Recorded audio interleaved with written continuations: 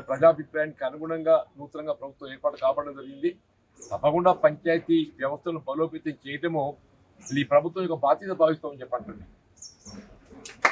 పంచాయతీ గ్రామ పంచాయతీ వ్యవస్థ బలోపేతం కావడానికి కేవలం ఎన్నికలు నిర్వహిస్తే సరిపోదు.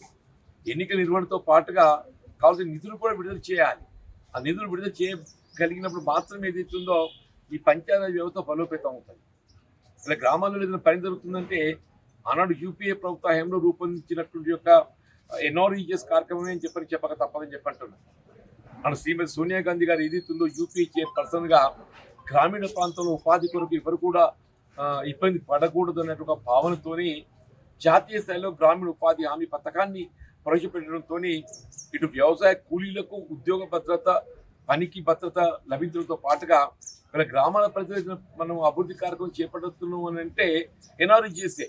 మీరు వైకుంఠ ధామాలే కానీ, డంపింగ్ యార్డ్సే కానీ, భవన నిర్మాణాలే కానీ, హరితహారమే కానీ, మీరు ఏది తీసుకున్నా కానీ ఎన్ఆర్ఈజిఎస్ కార్యక్రమం చెప్పంటుండే. ఇవాళ ఎన్ఆర్ఈజిఎస్ నిధులకు అనుగుణంగా రాష్ట్ర ప్రభుత్వం కలిసి కూడా నిధులు విడుదల చేయాల్సినటువంటి ఒక బాధ్యత రాష్ట్ర ప్రభుత్వం ఉంటుంది. నేను తప్పకుండా ఈ అంశాలన్నీ గౌరవ ముఖ్యమంత్రి గారి దృష్టికి తీసుకెళ్ళి ఇలా గ్రామ పంచాయతీ వ్యవస్థ బలోపేతం కావడానికి వరకు ఏదైతుందో వాళ్ళ పెండింగ్ బకాయిలు చెల్లింపు చేయడానికి కావాల్సిన నిధులు సమకూర్చడం ఇవాళ మనం కూడా బాధ్యత భావిస్తామని చెప్పండి. ఇవాళ గత ప్రభుత్వం ఏదైతుందో చేతులు ఎత్తేసింది. ప్రజలు అందుకే వారికి ఏదైతుందో తగు తీర్పు ఇచ్చింది. రాబోయే కాలంలో రేపు వచ్చే బడ్జెట్ ఏదైతుందో ఈ పంచాయతీ వ్యవస్థ బలోపేతం చేయడానికి కావాల్సిన నిధులు సమకూర్పు తప్పకుండా ప్రాధాన్యత ఇచ్చే విధంగా నేను నా వంతు ప్రయత్నం చేస్తానని చెప్పంటున్నా.